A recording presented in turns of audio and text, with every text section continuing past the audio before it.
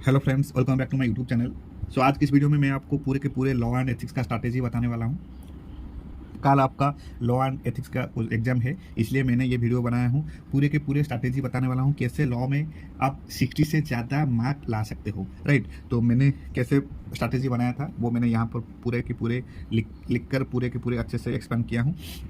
तो law and ethics paper में एग्जामिशन लाना बहुत इजी होता है, राइट। तो हमको क्या करना है, हमको पता है कि लॉ एंड एथिक्स के जो सब्जेक्ट होता है वहाँ पर 4 सेक्शन होता है। Section A commercial law, section B होता है इंडस्ट्रियल लॉ, सेक्शन सी होता है corporate law and section D होता है एथिक्स, राइट। तो डिवाइड भी किया गया है अकॉर्डिंगली, आंसर जो मार्क्स होता है वो भी अकॉर्डिंगली डिवाइड किया गया है। तो हमको क्या करना है, पूरे के पूरे स्ट्रैटेजी बनाकर जाना है कि कैसे हमको स्मार्ट स्टडी करके पूरे के पूरे 60 मार्क्स से ज़्यादा लाना है, राइट। तो हमको क्या करना है, जो MCQ 25 मार्क्स है, तो 25 मार्क्स से हमको क्या करना है, मैक्सिमम 20 मार्क्स तक मतलब ठीक होना चाहिए हमको। 20 मार्क्स पूरे के पूरे 20 मार्क्स सिक्योर करना है हमको। अगर 20 मार्क्स हमारा सिक्योर हो गया तो फिर लॉ में एग्जामिशन पक्का, लॉ में एग्जामिशन पक्का, राइट। तो MCQ के लिए हमको क्या करना है, इंस्टीट्यूट मैटेरियल ओनली, सिर्फ के सिर्फ इंस्टीट्यूट मैटेरियल का जितने भी MCQ है इंस्टीट्यूट मैथ के अंदर, चाहे वो बीट क्वेश्चन हो या फिर ईच चैप्टर के लास्ट को जितना भी मतलब MCQ है वो सब अच्छे से फोकस करना है। और अगर एडिशनली कुछ करना है तो फिर सजेस्टेड आंसर्स लास्ट 5 ईयर्स,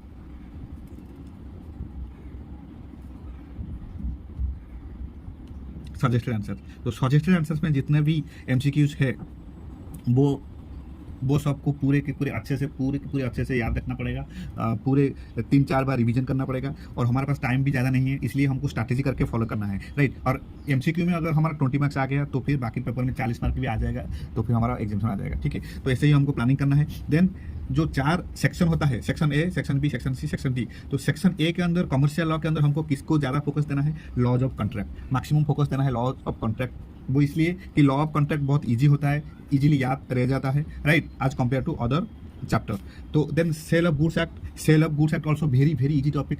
ज़्यादा से ज़्यादा जो टॉपिक इजी होता है वो है sale of goods act commercial law के अंदर, राइट। यहाँ पर कुछ भी नहीं है, हमको क्या करना है, 3-4 क्वेश्चन है कि बायर का रेमेडीज, मतलब गुड्स के ऊपर बायर का क्या क्या रेमेडीज है, और सेलर का गुड्स के ऊपर क्या क्या रेमेडीज है in case of default of buyer और in case of default of seller, right. तो हमको ये सब पूरे के पूरे अच्छे से पढ़ना है, बहुत इजी भी है, इजी पॉइंट है। हमको क्या करना है, की पॉइंट्स को याद रखना है, और थ्योरी में पूरे के पूरे फुल मार्क्स मिलता है, राइट। ऐसा नहीं कि अगर 10 मार्क्स का क्वेश्चन है तो अगर 10 मार्क्स का क्वेश्चन है तो फिर 10 मार्क्स नहीं मिलेगा, ऐसे नहीं है। लेकिन हमको क्या करना है, पूरे के पूरे जो मतलब की पॉइंट्स है वो सब याद रखना चाहिए, ठीक है। Then negotiable instrument act 1881, negotiable instrument act थोड़ा डिफिकल्ट है लेकिन एग्जाम में क्वेश्चन आता है, राइट। तो यहाँ पर मॉडरेट फोकस देना है। नेगोशिएबल इंस्ट्रूमेंट एक्ट को कई लोग क्या करते हैं कि स्कीप करके चले जाते हैं, कि ऐसा नहीं करना है, क्योंकि नेगोशिएबल इंस्ट्रूमेंट एक्ट के अंदर भी क्वेश्चन आता है, जैसे कि बिल्स ऑफ एक्सचेंज हो गया, नेगोशिएबल इंस्ट्रूमेंट क्या है, राइट। तो वहाँ पर कभी कभी क्वेश्चन आ जाता है, चेक क्या होता है, राइट। तो ये सब यहाँ पर हमको फोकस करना है। तो लॉ ऑफ कॉन्ट्रैक्ट को ज़्यादा फोकस करना है कमर्शियल लॉ के अंदर, then sale of goods act, then negotiable instrument act 1881, right. तो मैं यहाँ पर पर्सनली रिकमेंड करूँगा कि इंडियन पार्टनरशिप एक्ट 1932 जो है उसको पूरा स्कीप करना है, और LLP एक्ट को भी आप चाहे तो स्कीप कर सकते हो या फिर पढ़ सकते हो। अगर आपके पास टाइम है तो मैं रिकमेंड करूंगा कि स्कीप कर दीजिए। अगर आपके पास टाइम है तो LLP एक्ट को पढ़कर जाइए। लेकिन सेक्शन ए के अंदर कमर्शियल लॉ के अंदर जो मैक्सिमम मार्क्स आता है वो होता है law of contract, sale of goods act and negotiable instrument act 1881, right. तो इन 3 सब्जेक्ट में चैप्टर में अगर हमको पूरे के पूरे अच्छे से फोकस करेंगे तो फिर यहाँ पर भी हमारा पूरे के पूरे फुल मार्क्स मिल सकता है। तो अब एग्जाम में क्या करना है, हमको तो पूरे के पूरे 100 मार्क्स कोई रिक्वायरमेंट नहीं है, हमको 60 या 70 मार्क्स आ जाए तो फिर मतलब बहुत है हमारे लिए, right. Then section B industrial law, industrial law के अंदर क्या क्या कौन कौन सा चैप्टर को ज़्यादा फोकस करना है, factory act, factory act 1948, factory act को मैक्सिमम फोकस देना है।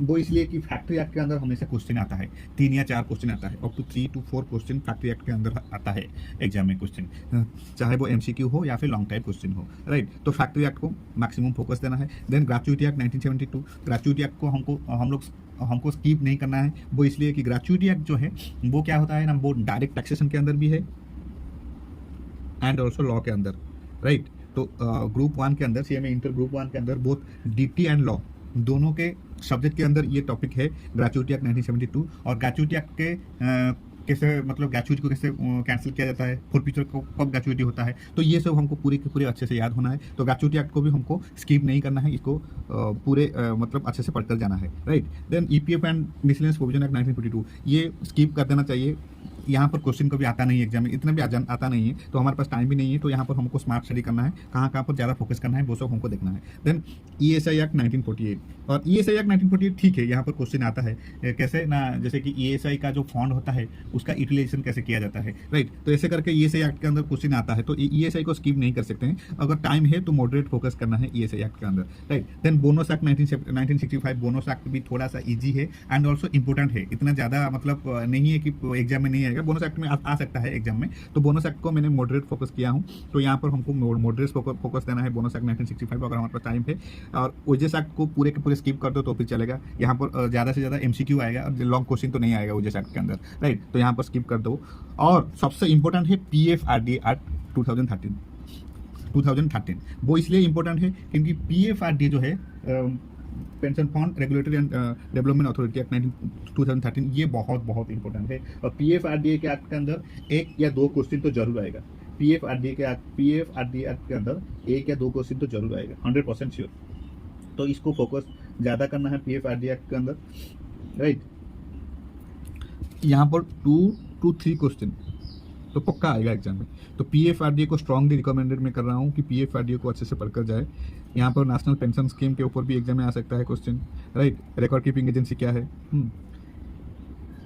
और पेंशन फंड का कैसे यूटिलाइजेशन होता है, ये सब PFRDA एक्ट के अंदर हमको पढ़ना है अच्छे से। 2 से 3 क्वेश्चन आ सकता है PFRDA एक्ट में, तो बहुत सेक्शन B के अंदर कहाँ का फोकस करना है, फैक्ट्री एक्ट, पहले factory act, then gratuity act, then ESI act, then bonus, then PFRDA, factory, gratuity, ESI, bonus and PFRDA, factory, gratuity, ESI, bonus and PFRDA, बस ये।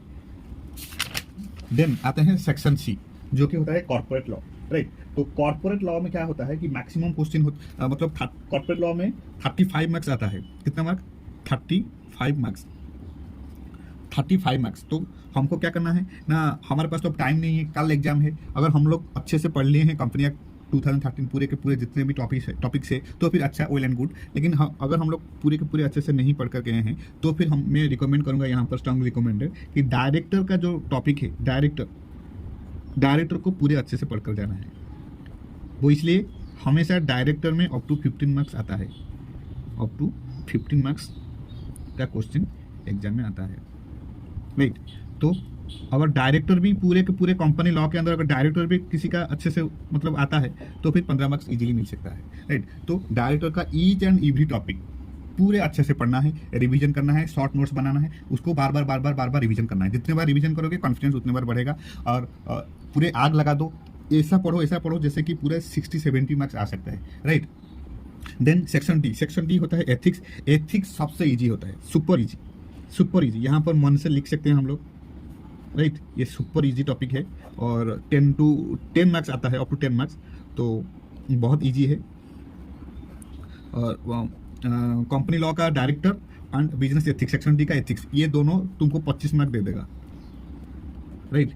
25 मार्क्स तो यहाँ पर मिल जाएगा।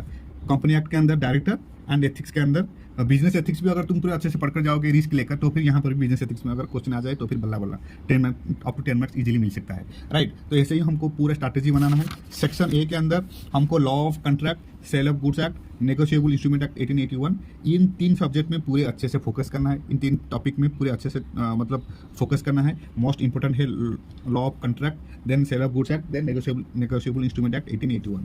सेक्शन बी के अंदर इंडस्ट्रियल लॉ, यहाँ पर किस टॉपिक को मैक्सिमम फोकस देना है। पहले तो फैक्ट्री एक्ट 1948, फैक्ट्री एक्ट के अंदर जैसे कि इंस्पेक्टर का रोल क्या है, राइट, वोमेन का मतलब जो लीव मिलता है उसका क्या क्या मतलब कैसे कैसे एडवांटेज होता है, राइट। ये सब फैक्ट्री एक्ट के अंदर जहाँ जितने भी प्रोविजन है वो सब अच्छे से याद होना चाहिए। ग्रेचुइटी एक्ट का ग्रेचुइटी के पूरा फोकस करना है, वो इसलिए क्योंकि ग्रेचुइटी डायरेक्ट टैक्सेशन के अंदर भी है एंड लॉ के अंदर है, तो अगर एक बार भी ग्रेचुइटी को अच्छे से पढ़ लिए तो फिर ये दोनों के लिए एडवांटेज होगा, both for duty as well as for law, right. Then हमको ESI में मॉडरेट फोकस करना है, बोनस एक्ट में भी मॉडरेट फोकस करना है, और PFRDA में पूरे ज़्यादा फोकस देना है। वो इसलिए कि PFRDA एक्ट 2013 में हमेशा 1 या 2 क्वेश्चन डायरेक्टली आता है, पूरे डायरेक्ट क्वेश्चन आता है, पूरे बुक्स के जो मतलब जो भी लिखा गया है अगर उसको भी पूरे अच्छे से कोई भी लिख देगा तो फिर पूरे आउट ऑफ मार्क्स मिलता है, राइट। तो PFRDA इज मोस्ट इंपॉर्टेंट, इसको स्किप नहीं कर सकते हम लोग। और सेक्शन सी में कंपनी एक्ट 2013, यहाँ पर डायरेक्टर को ज़्यादा फोकस करना है। डायरेक्टर का रोल क्या है, रिस्पॉन्सिबिलिटी क्या है, qualification, disqualification, appointment, retirement, resignation, removal, remuneration, power and director identification number, dean, director identification dean. तो ये सब टॉपिक को पूरे अच्छे से फोकस करना है डायरेक्टर के अंदर। और एक बार मैं बोल देता हूँ, डायरेक्टर का रोल क्या है, रेस्पॉन्सिबिलिटीज़ क्या है, क्वालिफिकेशन क्या है डायरेक्टर का, डिसक्वालिफिकेशन क्या है, और सेक्शन भी हमको याद रखना है। अगर सेक्शन याद रखेंगे तो फिर मार्क मिल जाएगा। डायरेक्टर का role, responsibility, qualification, disqualification, appointment, retirement, resignation, removal, remuneration, power and director identification number, जिसको कहते हैं शॉर्टली डीन, राइट। तो डायरेक्टर को अगर कोई भी अच्छे से फोकस करके जाए तो फिर 15 मार्क्स मिल सकता है, और एथिक्स में 10 मार्क्स मिल सकता है। तो ऐसे करके हमको पूरे अच्छे से फोकस करना है, तो फिर इजीली हमको 60 से ज़्यादा मार्क्स मिल सकता है, राइट। और यहाँ पर मैंने कुछ की पॉइंट्स लिखा हूँ कि क्या करना है ना, मैक्सिमम फोकस देना है एमसीक्यू को, और एमसीक्यू के लिए हमको कहाँ पर फॉलो करना है ना, इंस्टीट्यूट मैथ को ज़्यादा से ज़्यादा फोकस करना है। इंस्टीट्यूट मैथ से इंस्टीट्यूट के मैथ के अलावा और कहाँ पर भी हमको फोकस नहीं करना है। वो इसलिए कि डायरेक्ट क्वेश्चन एमसीक्यू से जो क्वेश्चन आता है वो डायरेक्टली इंस्टीट्यूट मैथ से ही आता है, राइट। तो इसलिए मैक्सिमम फोकस इंस्टीट्यूट मैथ का जितने भी एमसीक्यूज है, चाहे वो बीट क्वेश्चन हो या फिर सब्जेक्ट के अंदर जितने टॉपिक्स है, टॉपिक के एंड में जो एमसीक्यू है वो सब पूरे अच्छे से फोकस करना है, right. Then point number 2, full marks awarded to long question, so focus on key points. ऐसे नहीं है कि फुल मार्क्स नहीं मिलता है। अगर कोई लॉन्ग क्वेश्चन का अगर वेटेज 10 मार्क्स है तो अप टू 10 मार्क्स मिलता है, अगर आंसर पूरे के पूरे ठीक ठाक है और की पॉइंट सब कुछ अगर ठीक है तो फिर पूरा फुल टू फुल मार्क्स मिलता है, राइट। और then point number 3, don't cross marks in answer sheet. अगर कोई भी क्वेश्चन तुम्हारा आता नहीं है तो उसको ऐसे पूरे क्रॉस मार्क मत करें, राइट। तो पूरे मतलब अगर नहीं आता है तो छोड़ दे, बस एक लाइन करके ऐसे ही पूरे करके काट देना है, और ज़्यादा कुछ मतलब पूरे ऐसे नहीं करना है, रफ नहीं करना है, right. Then point number 4, don't write extra और रॉन्ग टॉपिक। कोई भी एक्स्ट्रा या रॉन्ग टॉपिक नहीं लिखना है आंसर में। अगर नहीं आता है तो छोड़ देना है, स्किप कर देना है, लेकिन ऐसा गलती नहीं करना है, एक्स्ट्रा नहीं लिखना है, क्योंकि एक्स्ट्रा लिखोगे तो फिर मार्क नहीं मिलेगा और बैड इंप्रेशन भी होगा, राइट। इसलिए डोंट राइट एक्स्ट्रा और wrong topics. Lastly, secure exemption in law is very easy. Secure exemption in law is very easy. वो इसलिए कि सीएमए इंटर ग्रुप 1 के अंदर फास्ट सब्जेक्ट ऐसा है जो कि लॉ एंड एथिक्स, जहाँ पर कि हमको वो कभी चेंज नहीं होता है, ऑलवेज स्टैटिक इन नेचर, तो कभी चेंज नहीं होता है। तो इसलिए अगर एक बार या 2 बार पूरे अच्छे से पढ़ लिए तो फिर याद रह जाता है। और हमको क्या करना है, शॉर्ट नोट्स बनाना है। शॉर्ट नोट्स बनाकर बार बार रिवीजन करना है। जितने बार हम लोग रिवीजन करेंगे कॉन्फिडेंस उतने ज़्यादा बढ़ेगा और हम लोग एग्जाम में लिख कर आ सकते हैं, ठीक है। So this is it all about law and ethics. All the best for the examination. Thank you.